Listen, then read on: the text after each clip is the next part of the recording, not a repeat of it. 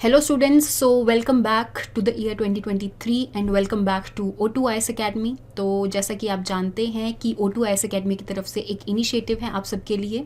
जो भी बच्चे अपने एग्ज़ाम के लिए प्रेपरेशन कर रहे हैं तो ये इनिशिएटिव के अंदर हम डेली के 10 MCQs को प्रैक्टिस करते हैं और ये जो MCQs हैं ये करंट अफेयर बेस्ड रहते हैं। तो बेसिकली आपकी जितनी भी न्यूज़ है, जितनी भी चीज़ें अभी करंट में चल रही हैं वो MCQs के द्वारा प्रैक्टिस हो जाती हैं, जो कि बहुत सारे चांसेस रहते हैं कि आपको इसी तरीके से प्रीलिम्स में ये क्वेश्चंस पूछे जाएं।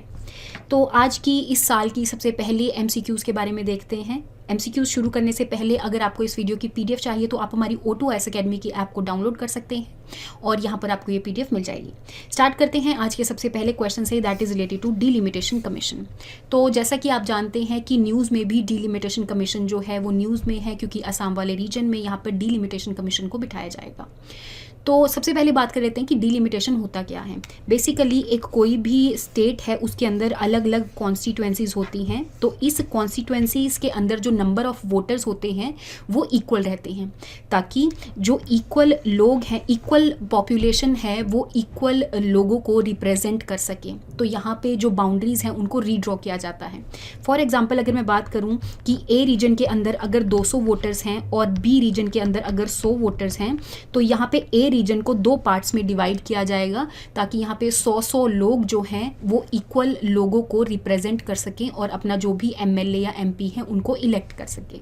तो इस वजह से रीड्रॉल ऑफ बाउंड्रीज होती हैं। रीड्रॉल ऑफ बाउंड्रीज करने के लिए डिलिमिटेशन कमीशन को बिठाया जाता है। तो जैसे कि अगर मैं बात करूं कि डिलिमिटेशन कमीशन के अंदर कौन कौन लोग होते हैं, तो एक तो सुप्रीम कोर्ट के रिटायर्ड जज होते हैं, दूसरी बात इलेक्शन कमीशन के जो चीफ इलेक्शन कमिश्नर हैं वो होते हैं, और तीसरे मेंबर इसमें जिस भी स्टेट के अंदर डिलिमिटेशन करवाया जाएगा उस स्टेट के स्टेट इलेक्शन जो कमिश्नर्स हैं वो रहते हैं। तो दैट मीन्स आपकी जो फर्स्ट स्टेटमेंट है ये करेक्ट हो जाएगी। इवन अगर मैं बात करूँ कि जिस टाइम पे रीड्रॉल ऑफ बाउंड्रीज होती है तो उस टाइम पे जो पॉपुलेशन है उसके अंदर ये भी देखा जाता है कि कौन से लोग जो हैं उसमें कौन सी कितनी SC कैटेगरी के लोग हैं, कितने ST कैटेगरी के लोग हैं, ताकि उनका भी रिप्रेजेंटेशन हो सके और उनके लिए जो भी रिजर्व्ड सीट्स रहती हैं उनको भी एक तरह से मार्क किया जा सके। तो अगर मैं डिलिमिटेशन कमीशन के बारे में बात करूं तो हमारे कॉन्स्टिट्यूशन का जो आर्टिकल नंबर 82 है वो बोलता है कि हर एक सेंसिस के बाद एक डिलिमिटेशन कमीशन को बिठाया जाना चाहिए, ताकि यहाँ पे सेंसिस में जो चेंज इन पॉपुलेशन हुआ है उसके अकॉर्डिंग बाउंड्रीज को रीड्रॉ किया जा सके। तो यहाँ पे अलग अलग जो सेंसिस हुए हैं, जैसे कि आप जानते हैं कि हर 10 साल बाद सेंसिस को कंडक्ट करवाया जाता है। 51, 61, 71, 81, 91, 2001, 2011 के अंदर सेंसिस को कंडक्ट करवाया गया। लेकिन यहाँ पे आपको देखने को मिलेगा कि हर साल जो डिलिमिटेशन कमीशन है उसको नहीं बिठाया गया। डिलिमिटेशन कमीशन बिठाने के लिए भी एक एक्ट को पास करना पड़ता है पार्लियामेंट में। तो यहाँ पे आपको देखने को मिलेगा कि जो सेंसिस 81 का है, 91 का है और 2011 का है, उस टाइम पे कोई भी डिलिमिटेशन कमीशन का एक्ट जो है उसको इनैक्ट नहीं किया गया और उसी के रिगार्डिंग डिलिमिटेशन कमीशन नहीं बिठाया गया। तो 51 के सेंसिस के बाद भी डिलिमिटेशन आया था, देन इज 61 के बाद आया था, 71 के बाद आया था, लेकिन 81 और 91 के बाद डिलिमिटेशन एक्ट को इनैक्ट नहीं किया, ये आपने ध्यान रखना है। बाकी 2001 के बाद भी आया था। तो ये कुछ चीज़ें आपको याद होनी चाहिए। तो दैट मीन्स यहाँ पे आपकी जो दोनों की दोनों स्टेटमेंट्स हैं ये करेक्ट हो जाएंगी। नेक्स्ट क्वेश्चन के बारे में बात कर लेते हैं, that is related to city finance rankings 2022। तो सिटी फाइनेंस रैंकिंग के बारे में बात करूँ तो ये एक ऐसा इनिशिएटिव है जो कि हमारी इंडिया की जितनी भी अर्बन लोकल बॉडीज़ हैं या फिर अर्बन सिटीज़ हैं उसके अंदर इन रैंकिंग्स को लाया गया है कि हर एक जो सिटी है वो फाइनेंशियली कैसा परफॉर्म कर रही है, उनकी करंट फाइनेंशियल हेल्थ कैसी है। तो दैट मीन्स इसके अंदर सिर्फ आपको मेट्रो सिटीज़ देखने को नहीं मिलेंगी। सेकेंड स्टेटमेंट के बारे में अगर मैं बात करूँ तो जितनी भी अर्बन लोकल बॉडीज़ हैं उनको अलग अलग पैरामीटर्स के ऊपर चेक किया जाता है कि वो अलग अलग पैरामीटर्स में कैसा परफॉर्म कर रहे हैं, और उसी तरीके से हर एक सिटी को एक लिस्ट के अंदर रैंकिंग प्रोवाइड करी जाती है। जो अच्छा परफॉर्म करेगा ऑफकोर्स उनको अच्छी रैंकिंग दी जाएगी। तो दैट मीन्स यहाँ पे आपकी सेकेंड स्टेटमेंट करेक्ट हो जाएगी, क्योंकि इसमें सिर्फ मेट्रो सिटीज़ नहीं है। मेट्रो सिटीज़ और जो सिंपल अर्बन एरियाज़ है उसमें थोड़ा सा डिफरेंस आ जाता है। मेट्रो सिटीज़ के अंदर जो भी एरिया है वो हाईली पॉपुलेटेड रहता है, एक अर्बन एग्लोमरेशन रहता है, वेयर एज ज़रूरी नहीं है कि हर एक अर्बन एरिया में ज़्यादा डेंसली पॉपुलेटेड रीजन जो हैं आपको देखने को मिलते हैं। नेक्स्ट क्वेश्चन के बारे में बात कर लेते हैं, that is related to integrated road accident database system. तो जैसा कि आप जानते हैं कि एक डाटाबेस जो होता है वो कलेक्शन ऑफ इंफॉर्मेशन होता है। तो यहाँ पे हमारी कंट्री के अंदर जितने भी रोड एक्सीडेंट्स हुए हैं उसके ऊपर बेस्ड कि किस रीजन में कौन सा रोड एक्सीडेंट हुआ है, किस वजह से रोड एक्सीडेंट हुआ है, वहाँ की जो पुलिस थी उनको कैसे इन्फॉर्म किया गया था, वहाँ की जो हेल्थ सिचुएशंस थी उनको कैसे डील किया गया। तो यहाँ पे अलग अलग स्टेक होल्डर्स से जो इंफॉर्मेशन है वो कलेक्ट करके एक डाटाबेस में इंक्लूड करी जाएगी और इसी डाटाबेस के तहत यहाँ पे रिकॉग्नाइज किया जाएगा कि कौन सा ऐसा एरिया है जो कौन से टाइप के एक्सीडेंट के ज़्यादा प्रोन है। तो दैट मीन्स यहाँ पे एक तरह से एक्सीडेंट बेस्ड डाटा जो है उसको कलेक्ट किया जा रहा है, अलग अलग स्टेक होल्डर से कलेक्ट किया जाएगा, पुलिस से कलेक्ट किया जाएगा, ट्रांसपोर्ट से कलेक्ट किया जाएगा, हाईवे से कलेक्ट किया जाएगा और इवन यहाँ पे जो हेल्थ डिपार्टमेंट्स है उनसे भी कलेक्ट किया जाएगा। इसके अलावा अगर देखा जाए कि ये जो इनिशिएटिव है हमारी ministry of road transport and highways का एक इनिशिएटिव है जिसके अंदर इस डाटाबेस को बनाया गया है। इस डाटाबेस को इवन जो वर्ल्ड बैंक है ये भी फंड कर रहा है। तो आपने ध्यान रखना है कि AII भी इसको फंडिंग नहीं प्रोवाइड कर रहा है। तो दैट मीन्स यहाँ पे आपकी जो फर्स्ट स्टेटमेंट है ये करेक्ट हो जाएगी। नेक्स्ट क्वेश्चन के बारे में बात कर लेते हैं, that is related to international organisation of securities commission. तो जैसा कि आप जानते हैं कि हर एक कंट्री के एक स्टॉक एक्सचेंज जो मार्केट है वो रहती है।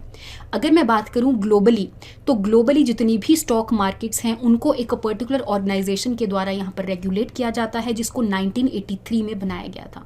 इस ऑर्गेनाइजेशन का नाम है international organisation of securities commission. तो दैट मीन्स ये एक इंटरनेशनल बॉडीज़ है जो कि वर्ल्ड की जितनी भी सिक्योरिटी रेगुलेटर्स हैं जैसे कि इंडिया से सेबी हो गया है ना, उन सारे रेगुलेटर्स को ये रिकॉग्नाइज करता है और स्टैंडर्ड सेट करता है ताकि स्टॉक मार्केट में कैसे ट्रांजैक्शंस वगैरह और IPOs वगैरह कैसे बाय और परचेज इनका होना चाहिए। दूसरी तरफ अगर मैं बात करूं, ये जो इनिशिएटिव है एक तरह से इसके अंदर आपको ज़्यादातर जो G20 की कंट्रीज़ हैं ये देखने को मिलेगी और यहाँ पे अलग अलग जो फाइनेंशियल स्टेबिलिटी के बोर्ड हैं अलग अलग कंट्रीज़ के वो भी आपको इस कमीशन के पार्ट जो हैं ये देखने को मिलेंगे। तो दैट मीन्स यहाँ पे आपकी दोनों की दोनों जो स्टेटमेंट्स हैं ये करेक्ट हो जाएंगी। नेक्स्ट क्वेश्चन के बारे में बात कर लेते हैं, that is related to Amrit Bharat station scheme. तो हमारी जो इंडियन रेलवेज़ हैं उन्होंने एक इनिशिएटिव को शुरू किया है जिसके अंदर जो रेलवेज़ है उसके आसपास वाला जो इंफ्रास्ट्रक्चर है उनको अपग्रेड किया जाएगा। तो हर एक सिटी के अंदर जो भी रेलवे स्टेशन है उनको यहाँ पे अपग्रेडेशन प्रोवाइड करी जाएगी, चाहे वो इंटरनेट सर्विसेज के मामले में हो, चाहे वो इंफ्रास्ट्रक्चर डेवलप करने के मामले में हो, चाहे रोड्स को वाइडन अप करने के मामले में हो, अनवांटेड स्ट्रक्चर्स को रिमूव करने के मामले में हो। इसके अलावा भी स्पेशल जो फैसिलिटीज़ हैं उनको भी प्रोवाइड किया जाएगा। तो आपने ध्यान देना है कि अमृत भारत स्टेशन स्कीम जो है हमारे रेलवे स्टेशंस को इम्प्रूव करने के लिए, चाहे इंफ्रास्ट्रक्चर और जितनी भी आसपास की सर्विसेज हैं वो प्रोवाइड करने के लिए इस स्कीम को लॉन्च किया गया है जो कि मिनिस्ट्री ऑफ रेलवेज के अंडर लाई करेगी। तो दैट मीन्स यहाँ पे आपकी सारी की सारी जो स्टेटमेंट्स है ये करेक्ट हो जाएंगी। नेक्स्ट क्वेश्चन के बारे में बात कर लेते हैं, that is related to social stock exchanges. तो जैसा कि आप जानते हैं कि रिसेंटली हमारे जो फाइनेंस मिनिस्टर हैं, इवन जो सेबी है, उन्होंने नए रेगुलेशंस जो हैं सोशल स्टॉक एक्सचेंज के लिए रिलीज़ किए हैं।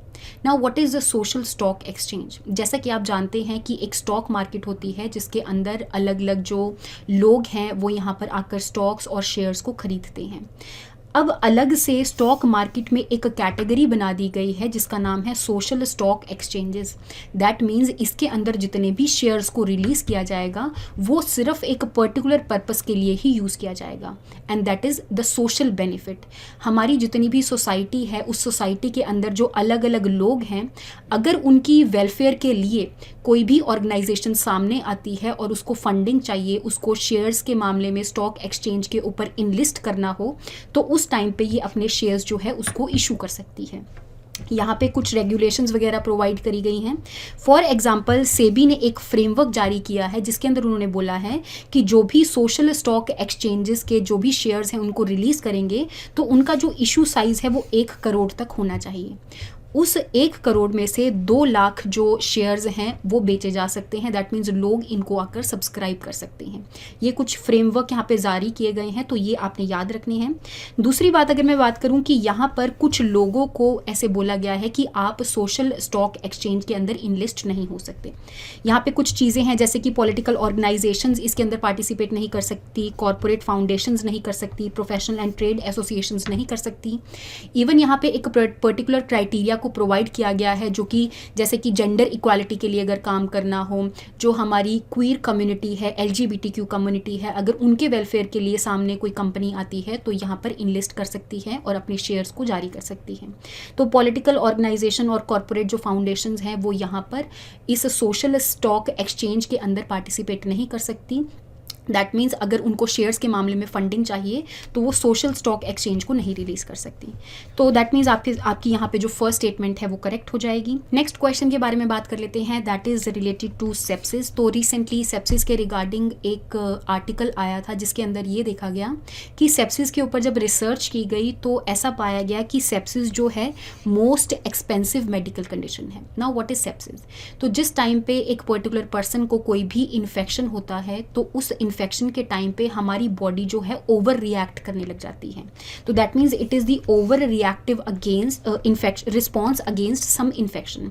तो इस टाइम पे ओवर रिएक्टिव जो रिएक्शन आता है तो उस टाइम पे बॉडी हमारे खुद के टिश्यूज़, खुद के सेल्स, खुद के ऑर्गन्स को ही डैमेज करने लग जाती है।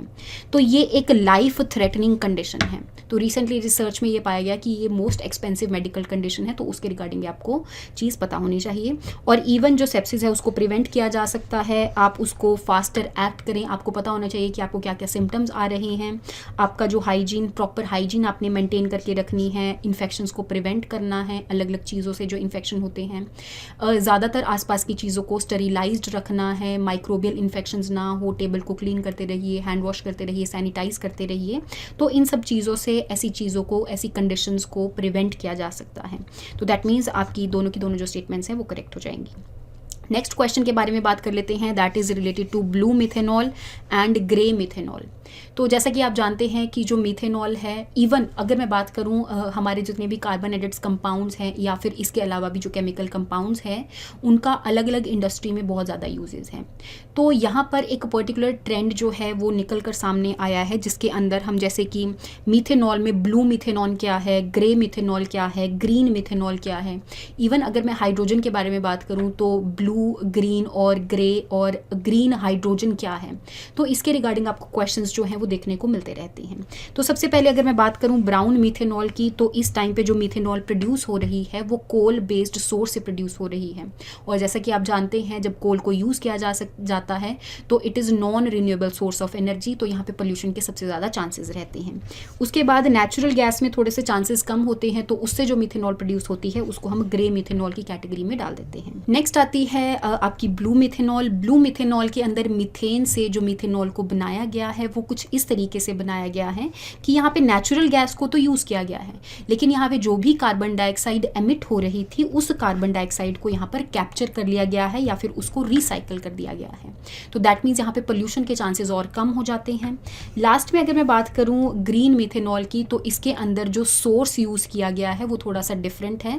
यहाँ पे रिन्यूएबल सोर्सेज ऑफ एनर्जी को यूज़ किया गया है जिसमें पोल्यूशन के बहुत ज़्यादा कम चांसेस हो जाते हैं as compare to non renewable sources of energy, जैसे कि आपका फॉसिल फ्यूल्स हो गया, कोल हो गया, नेचुरल गैस और ये सब चीज़ें हो गई। तो दैट मीन्स यहाँ पे हम इवन माइक्रो ऑर्गेनिजम्स को यूज़ करके भी बायो इथेनॉल को मिथेनॉल को बनाते हैं। तो दैट मीन्स आप देखेंगे कि जो ब्लू मिथेनॉल और ग्रे मिथेनॉल है इन दोनों की जो स्टेटमेंट्स हैं वो अपोजिट लिखी हैं। तो इसके हिसाब से आपकी दोनों की दोनों जो स्टेटमेंट्स हैं वो इनकरेक्ट हो जाएंगी। नेक्स्ट क्वेश्चन के बारे में बात कर लेते हैं, that is related to rules of origin. तो जैसा कि आप जानते हैं कि इंडिया और ऑस्ट्रेलिया के बीच में जो पैक्ट साइन हुआ है, जो डील साइन हुई है, तो उसके रिगार्डिंग यहाँ पे कुछ रूल्स ऑफ ओरिजिन भी देखे गए हैं। Now what are rules of origin? तो जैसा कि आप जानते हैं कि मान लो यहाँ पे 3 कंट्रीज़ हैं, ए, बी एंड सी। अब जब भी जो ए और बी कंट्री है इन दोनों के बीच में अगर कोई डील साइन की जाएगी और कोई भी प्रोडक्ट जो है वो ए कंट्री से ओरिजिनेट करता है, तो यहाँ पे क्योंकि डील की वजह से जो एंटी डंपिंग ड्यूटी है या फिर जो उसके ऊपर टैक्स लगाया गया है वो वेरी कर जाता है।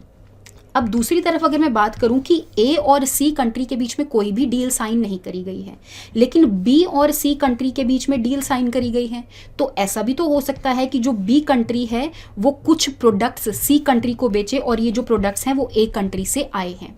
तो दैट मीन्स यहाँ पे कंट्री के ओरिजिन देखा जाता है कि ये प्रोडक्ट कौन सी कंट्री में ओरिजिनेट किया है, और डिपेंडिंग अपॉन दैट उस प्रोडक्ट के ऊपर उतना ही टैक्स और ये एंटी डंपिंग ड्यूटी वगैरह लगाई जाती हैं। तो यहाँ पे अगर मैं रूल्स ऑफ ओरिजिन के बारे में बात करूँ तो ये कुछ ऐसे मेजर्स होते हैं जो कि एंटी डंपिंग ड्यूटीज़ और सेफगार्ड मेजर होते हैं, ताकि किसी भी कंट्री के अंदर ऐसी कोई कंट्री से कोई भी प्रोडक्ट ना आए जिस कंट्री से उसने कोई भी डील साइन नहीं की है। दूसरी तरफ अगर मैं बात करूँ कि ट्रेड के मामले में यहाँ पे आपको अलग अलग जो डील्स हैं वो देखने को मिलती हैं, जैसे कि general agreement on trade and tariff.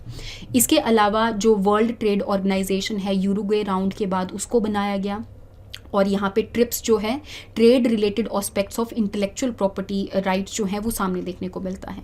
तो रूल्स ऑफ ओरिजिन के बारे में गैट एग्रीमेंट के अंदर बिल्कुल भी साइन कुछ नहीं किया गया था। रूल्स ऑफ ओरिजिन उस टाइम पे नोन नहीं थे, तो उस टाइम पे ऐसे कुछ मेजर्स को फॉलो नहीं किया जाता था। तो दैट मीन्स यहाँ पे आपकी जो दोनों की दोनों स्टेटमेंट्स हैं वो करेक्ट हो जाएंगी। नेक्स्ट क्वेश्चन के बारे में, जो कि आज का लास्ट क्वेश्चन है, इसके बारे में बात कर लेते हैं। That is related to insolvency and bankruptcy code. तो अगर मैं इंसॉल्वेंसी एंड बैंक्रप्सी कोड के बारे में बात करूं तो इसके द्वारा एक पर्टिकुलर एक्ट है जिसको पार्लियामेंट ने इनैक्ट किया था, ताकि यहाँ पे अलग अलग कंपनीज को रिकॉग्नाइज किया जा सके जो कि इंसॉल्वेंट हो रही हैं या फिर बैंक्रप्ट हो रही हैं। एक चीज़ आपको और पता होनी चाहिए, that is the difference between insolvency and bankruptcy. Insolvency और बैंक्रप्सी के बारे में अगर मैं बात करूं कि अगर कोई भी कंपनी अपने डेप्ट को, अपने कर्जे को नहीं चुका पाती तो वो कंपनी हो जाती है इंसॉल्वेंट। लेकिन अगर उस कंपनी को लीगली डिक्लेयर कर दिया जाए, यहाँ पे कुछ रेगुलेटर्स रहते हैं जो कि कंपनीज को डिक्लेयर करते हैं कि अब ये अपना डेप्ट नहीं चुका पाती, एज कम्पेयर टू अगर वो कंपनी खुद बोले कि मैं डेप्ट नहीं चुका पाती, लेकिन रेगुलेटर ने उसको डिक्लेयर नहीं किया, तो तब तक वो इंसॉल्वेंट रहेगी। लेकिन जैसे ही लीगली यहाँ पे डिक्लेयर कर दिया जाएगा तो उस कंपनी को यहाँ पर बैंक्रप्ट डिक्लेयर कर दिया जाएगा। तो ये कुछ डिफरेंसेस रहते हैं। तो अगर मैं इसके बारे में बात करूँ तो पार्लियामेंट के द्वारा ये जो एक्ट है ये इनैक्ट किया गया था, और इवन इसके अंदर बोला गया कि जो इनसॉल्वेंसी की एक्सरसाइज है वो 180 दिन के अंदर पूरी करनी चाहिए, और इवन यहाँ पे 60 डेज का एक्सटेंशन भी प्रोवाइड किया गया। तो दैट मीन्स आपको इसका जो टेन्योर है वो भी पता होना चाहिए कि इंसॉल्वेंसी की जो एक्सरसाइज है उसको कितने टेन्योर के अंदर कंप्लीट किया जाना चाहिए। तो यहाँ पे आपकी जो फर्स्ट स्टेटमेंट है वो करेक्ट हो जाएगी। यहाँ पे आप देख सकते हैं 180 डेज के अंदर अंदर इस पूरी एक्सरसाइज को कंप्लीट किया जाना चाहिए। यहाँ पे 90 डेज का एक्सटेंशन मिलता है। तो आई होप आपको यहाँ तक के जो करंट अफेयर्स हैं उसके बारे में समझ में आया होगा। ऐसे ही हम थ्रू आउट द ईयर जितने भी इंपॉर्टेंट करंट अफेयर्स रहेंगे उन सबको MCQs के द्वारा प्रैक्टिस करेंगे, ताकि यहाँ पे आप अपने एग्ज़ाम के अंदर इन सारे MCQs को ध्यान में रखें और अल्टीमेटली वहाँ पे अच्छा परफॉर्म करें। तो thank you so much and have a nice day. मिलते हैं नेक्स्ट MCQs के साथ नेक्स्ट क्लास में।